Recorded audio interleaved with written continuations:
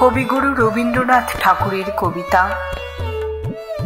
প্রহর শেষের আলোয় রাঙা সেদিন চৈত্র মাস, তোমার চোখে দেখেছিলেন আমার সর্বনাশ।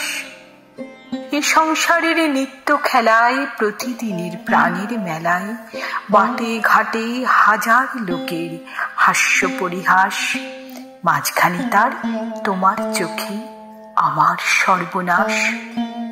আমের বনে দোলা লাগে, মুকুল পড়ে ঝরে, চিরকালের চেনা গন্ধ হাওয়ায় ওঠে ভরে।